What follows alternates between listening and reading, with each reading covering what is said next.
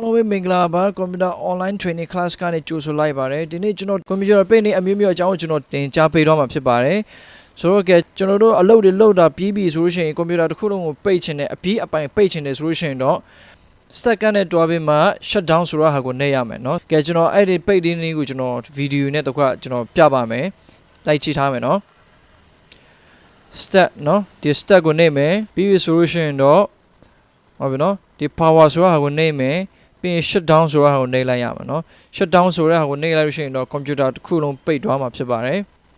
အဲ့လိုစနစ်တကျပိတ်မယ်ဆိုလို့ရှိရင်တော့ stack နဲ့ shut down ကိုတွားပြီးမှပိတ်ရမှာဖြစ်ပါတယ်စနစ်တကျမပိတ်ဘဲနဲ့ဒီတိုင်း power clock ကိုနှိပ်အကြာကြီးဖြစ်ပြီးမှ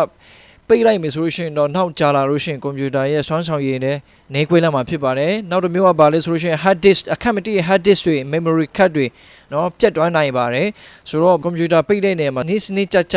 တကျပိတ်ရမှာဖြစ်ပါတယ်ဟုတ်ပြီနော်ဆိုတော့နောက်တစ်ခုကကျတော့ slip ပေါ့နော် slip ကကျတော့ဘယ်လိုမျိုးနေရာမှာသုံးလဲဆိုလို့ရှိရင်တော့ computer ကိုခဏတစ်ဖြုတ်ရက်နာတဲ့နေရာမှာကျွန်တော်တို့အသုံးပြုပါတယ် shut down တခါနဲ့မပိတ်နော်တခါနဲ့မပိတ်ချမဲနဲ့ကျွန်တော်တို့ကဗာလဲအလောတကြီးနဲ့နေရာတနေရာတွားရမယ်အဖို့တခြားအလုပ်တစ်ခုကိုလုပ်ရမယ်computer နဲ့နေဝေးတွားရမယ်ဆိုလို့ရှိရင်တော့ slip ဆိုတဲ့ဒီပုံစံနဲ့ကျွန်တော်တို့ခဏတစ်ဖြုတ်ပိတ်ထားပေးရမှာဖြစ်ပါတယ်ပိတ်မယ်ဆိုလို့ရှိရင်တော့ stack ကနေ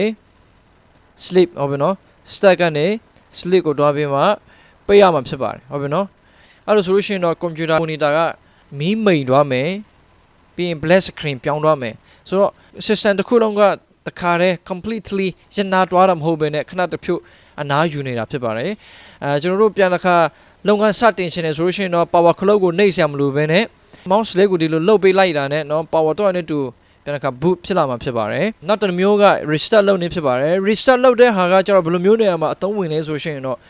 computer မှာအလုပ်တွေလုပ်ရင်းနဲ့เนาะအလုပ်ကြာလုပ်လာတဲ့အချိန်မှာ